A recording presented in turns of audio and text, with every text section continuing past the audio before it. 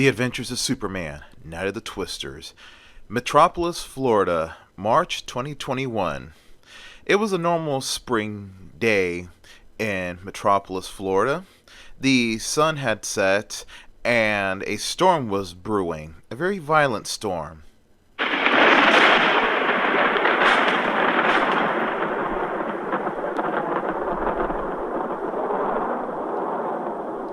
As the storm was brewing over the city, inside the Daily Planet, Clark Kent was working late. He was not the only one. There was the female reporter, Dwayne, who was one time a rival against Lois Lane. And then there was the chief, Perry White, who was also working late.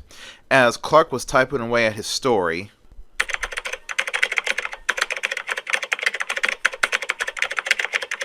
after Clark was done typing up his story, he sends it over via email to the chief's computer. Afterwards, Clark tells Dwayne, "Well, Dwayne, good night. I'll see you tomorrow morning." She says, "Good night to you, Clark. Be careful out there. It looks like it's getting rough." Clark says, "Yeah, I wonder if we're under a severe storm warning." After he said that, then another Daily Planet reporter, Philip Dickerson, comes walking into the newsroom office, and Clark says, "Hey, Phil, what's going on?" And Phil says to Clark, "Well, Clark, it looks like I won't be going home anytime soon tonight," he says. And then Dwayne asks, "Why, Phil?" And Phil explains to both of them, "Well, it seems that the city bus quit running. There's a very strong wind blowing outside, with gusts up to 40 miles an hour, and the rules of the city bus is that they quit running their buses when wind speeds reach 30 miles an hour." And then he goes on to say to Clark and Dwayne, "I already texted my wife that I was going to be home very late. I told her not to come out to pick me up. I don't want her to drive out in this mess," says Phil. Then Perry White sticks his head out of his office and he screams, "Kent, get in here now!" And Clark says to Dwayne and Phil, "Excuse me." And then he walks into Mr. White's office and he says, "Yes, Mr. White?" And then Perry White says to Clark, "Kent, I'm reassigning the city council story over to Dickerson." And then Clark says, "Oh, why, Mr. White?" And then Perry White says to Clark, "Well, Kent, I'm going to be out for 3 hours tomorrow. I need you to run the planet from 11 to 2. Clark says, "Okay, Mr. White, will do." And then both men were frightened by the bright flash of lightning and the loud crackle of thunder, which is very loud when you're up high on a skyscraper. And then White says to Clark, "Wow, it looks like it's going to really come down out there." And then Clark explains to Perry White on how the winds are getting strong outside and how Phil came back to the newsroom, explained to them that the city bus quit running because the winds are over 40 miles an hour outside. And then Perry White says, "Oh, wow." And then he says to Clark, "Well, Kent, send Phil in here so I could explain to him his new assignment for tomorrow." And Clark says, "Yes, sir, Mr. White." And then, as he was about to go out from the office, both men were frightened by the loud alarm coming from Perry White's old NOAA severe weather radio. Then the voice came over the radio to warn of a tornado warning and a tornado watch for Metropolis. "This is a NOAA severe radio alert. A tornado warning has been issued for Camden County, Georgia, and Nassau County, Florida, as we have received reports of several tornado touchdowns. One outside of St. Mary's in the swampland areas, and another one just outside the city limits of Fernandina Beach in Nassau County, Florida. While Duval County, Florida still remains under tornado watch, but still under a severe thunderstorm warning, as we have received reports of wind gusts up to 50 miles an hour." Then Perry White says, "Oh, wow." And then Clark says, "Oh, sir, this is a walk in the park for me, sir. You know, I was born and raised in the heart of Tornado Alley." Then Perry White lets out a big smile, and he says to Kent, "Kent, send Phil in here." Kent walks out of the office and tells Phil that the chief wants to see him.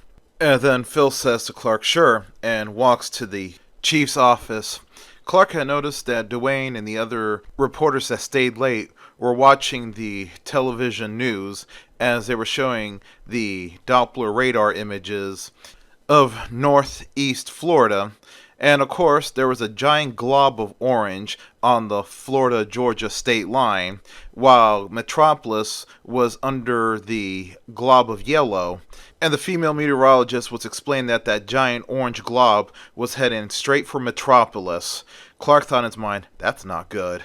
And then everybody was like, "Oh crap, that's not good at all, man. I gotta get home." One reporter said, and Dwayne said, "Oh God, let me call my husband. Tell him I'm coming home when this thing blows over." And then Clark was like, maybe Superman's gonna have to go to work tonight.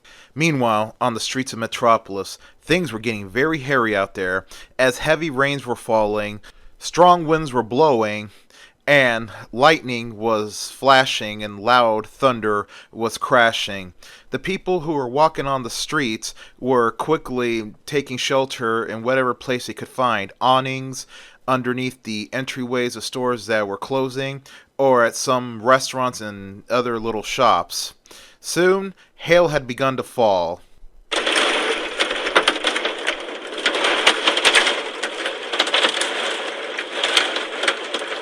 And sure enough, like in any bad storm, there were car accidents and traffic jams.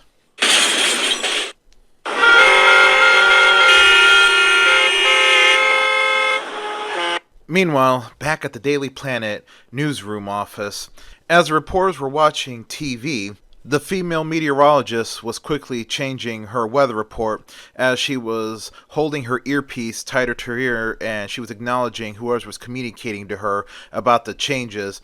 And then she says, "Well, ladies and gentlemen, for those of you who are watching, we are now under a tornado warning." Repeat, we are now under a tornado warning. We're getting the new radar images in. And soon the blue screen background changed, and then she was showing where the tornado touched down. And she says, "We are now just getting reports of a tornado touchdown 5 miles outside the Metropolis city limits." The radar image in the back had zoomed into a hook on screen, and she was telling how this is the telltale sign of a tornado.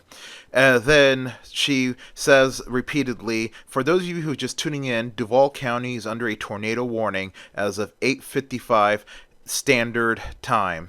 Suddenly, Perry White comes out of his office with Phil and says, "All right, everybody, we're officially under a tornado warning, and one just touched down 5 miles away from here, so we're all evacuating down to the lobby. We're taking the stairs."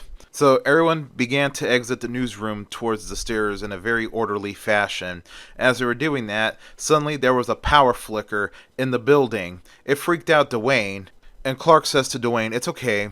And then Dwayne says to Clark, "Clark, I'm really worried. The area where that tornado touched down at is where my house is at. I hope my husband and my home are okay." And then Clark reassures Dwayne, "I'm sure he's okay." Soon they had made it down to the lobby, and as they waited in the lobby, they could see what was going on outside through the doors. And Phil says, "Oh dear my, this is scary. I hope my wife is okay," he says out loud to the group. Soon they were joined by other people who evacuated the upper floors of the skyscraper, and soon everyone was tuned to the television news in the only television in the lobby. Meanwhile, outside in the city, the conditions outside were deteriorating, and suddenly a giant bolt of lightning strikes the television transmitting tower.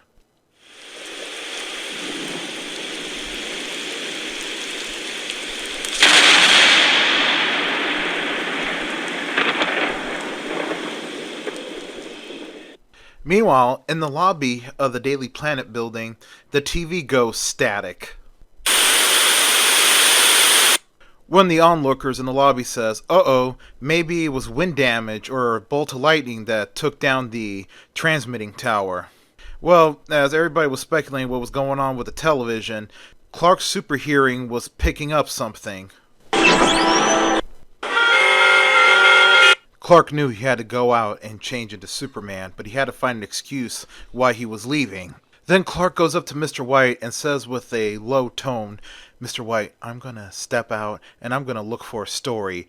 There's a story breaking on here tonight, and if Superman jumps into action, we can get the first page exclusive for the morning edition."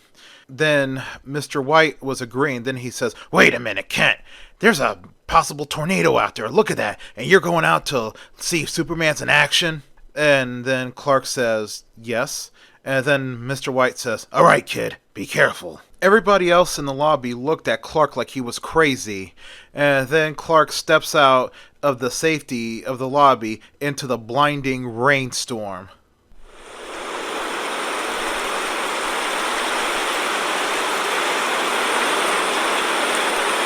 As Clark ran down the rain-soaked roads, he could see that his usual place where he would change at, the men's warehouse across the street, they had locked their revolving doors, and he could see it was chock full of people that were inside taking refuge from the storm. Clark would have to find another place to be Superman, and the other place to change was the alleyway between the Daily Planet building and the Bedford building. Then Clark runs into the dark alleyway and scans it to make sure he was the only person there, and then once it was all clear, Clark changes into his alter ego Superman, and he flies out of the alleyway towards where the massive car accident was. He could see that several of the roads were backed up, and he could see where the accident was at a busy intersection. Superman then lands and starts pulling the injured people out of their wrecked cars. And of course, the ambulance couldn't get to where they were at, so Superman took the more severely injured and quickly flew them over to where the ambulance were at. Afterwards, Superman flew to another scene of an accident and did the same thing.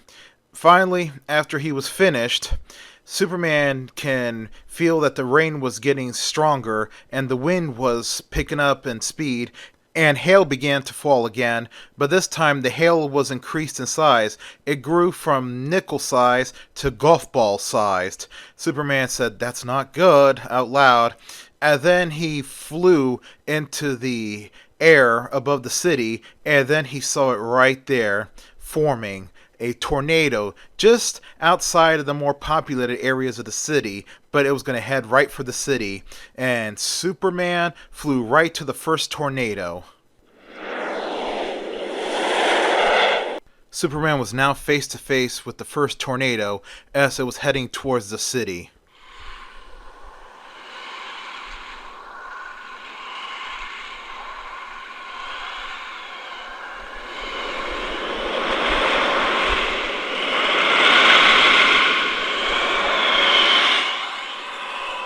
Superman had to think fast. How do you stop a tornado? As he was thinking, he remembered back to his days as a schoolboy in Smallville, Kansas, when he was learning about tornadoes and how tornadoes function. Cold air sinks, hot air rises. So he figured if he could use his ice breath at the base of the tornado to disrupt the flow of warm air, then it may stop the tornado dead at its tracks. So Superman began to inhale, and inhale he did until his chest and gut got very big, and then he let out a very powerful gust of his ice breath. Superman kept blowing his ice breath until the base of the tornado was now retreating back into the clouds. "It worked," he said aloud. Then Superman landed in the area where the tornado touched down. Thankfully, there was nobody trapped in debris or injured. Everyone thanked Superman for what he did. And then Superman flies off into the stormy night sky. And then he saw in his horror another tornado touching down, this time in the heart of downtown Metropolis.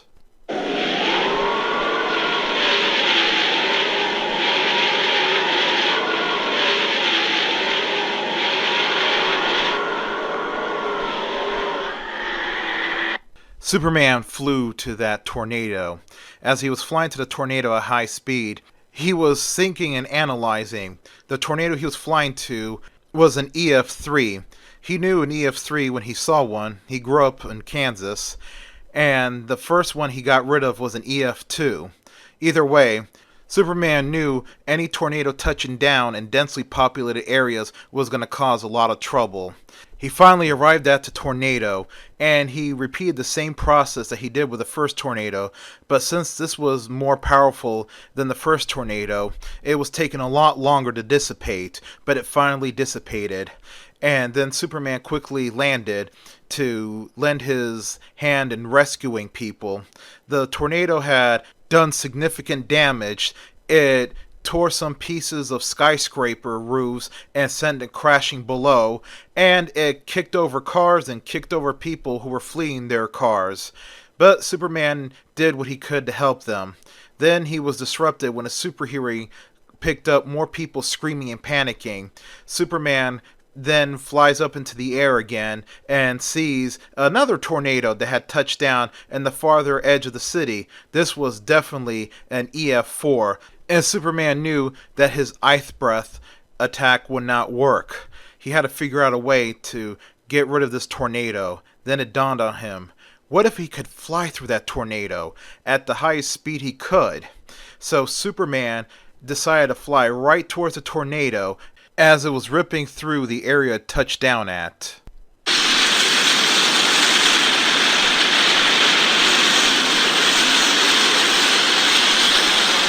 Finally, Superman flew right through the heart of that tornado at Mach 16, leaving a giant sonic boom.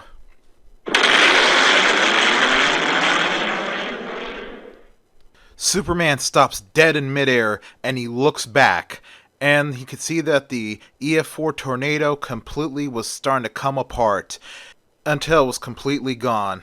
Superman smiled. It worked. Then he did what he did with all the other tornadoes. He quickly landed in the area of destruction to lend aid. But then he heard again in his super hearing panicking people.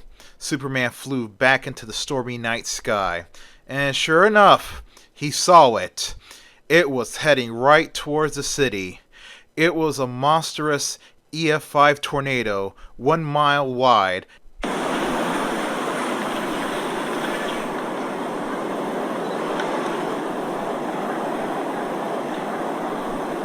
So Superman does the same thing he did with the last tornado. He flies at it at Mach 16.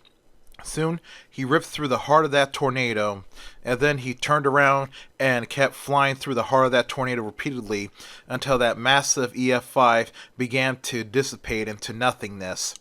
Then, after he was done, Superman flew right over to the WTLV NBC 12 station, and then he got in contact with a woman named Gloria Sanger. She was the meteorologist there. And then she says, Superman, what are you doing here?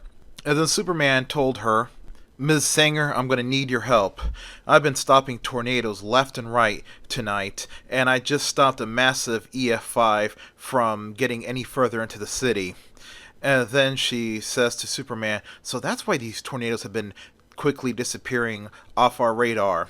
And then she says to Superman, well, Superman, there's a supercell going right over us right now, and more tornadoes are likely to pop up, she says to Superman. And then she takes Superman over to her Doppler radar computer and was showing him the images on the screen. And she says, I've been busy most of the night since a lightning bolt had taken down the transmitting antenna. We're just keeping people up to date through radio and internet, she says. And then she says to Superman, unless you could do something about that supercell, Superman, we're going to be in for a very nasty night. And then she points out for Superman on the radar. You see right over here in this area, right here, she points to a part of the map which was few miles outside the famed Metropolis Equestrian Center. And she says, these 8 hooks here indicate tornado, she says. All we have to do is wait for confirmation of ground touchdown. And then someone in the staff comes up to her and says, Gloria, we're receiving several eyewitness reports of 8 tornadoes touching down where the radar is showing those 8 hooks at. And then she says, okay, send it out the usual channels, she says to the man. And then finally, she says to Superman, pointing to a huge hook echo off the coast of Metropolis Beach. She says, right here is a huge concern for me, Superman. That is very massive. That could mean there's a huge tornado forming right off the coast of the beach, she says to Superman. And then Superman asks her, how big is that, Echo? And then she says to Superman, that's bigger than the EF5 that you got rid of. After she said that, then another man from her staff comes running up and he says, gasping for air, Gloria, you won't believe this.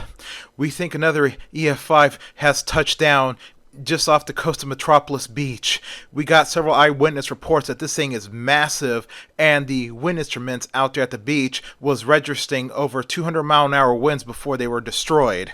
Then Superman says to the meteorologist, well, excuse me, Ms. Sanger, I gotta go.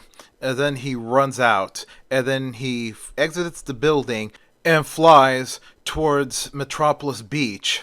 As he arrived at Metropolis Beach, it was pitch black, but he could see a lot of lightning, and he could hear the sound of a massive tornado. And then the lightning began illuminating the area around, and he could see it. A monstrous EF5 tornado, bigger than the last one he got rid of. It was 2 miles wide, and it was headed right for the shoreline.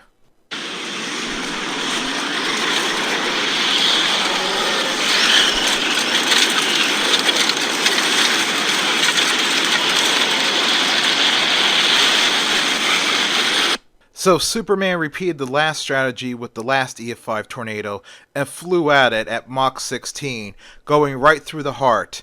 But it was not enough. The tornado did weaken, but it was still not dissipated. So Superman flew even faster and began flying around the massive vortex at high speed, and it was working. It was causing enough interference and shearing that the tornado's shell dissipated, just leaving the 2 smaller twin tornadoes that were inside of it, and Superman kept flying around it until those 2 were finally gone. Finally, it was over, but Superman knew he needed to do something about that massive supercell, so he flew across the storm clouds at high speed, getting himself up to Mach 25.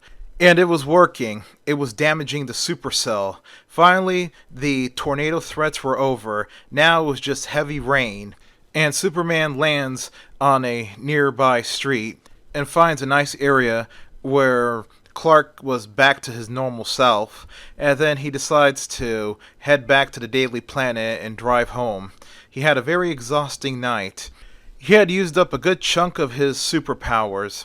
Since it was nighttime, it would be many hours before the daylight can recharge his powers. And then he looks at his smartwatch, and it said the time was 9:30. He thought to himself he just has enough time to get home, do his nightly routines, and type up a quick story before bed. And he had done just that, but lucky for him that he still had power in his house. And then Clark proceeded to do his routines of shaving, showering, and then sitting in front of a computer, and he quickly typed up the news story, and then went to bed.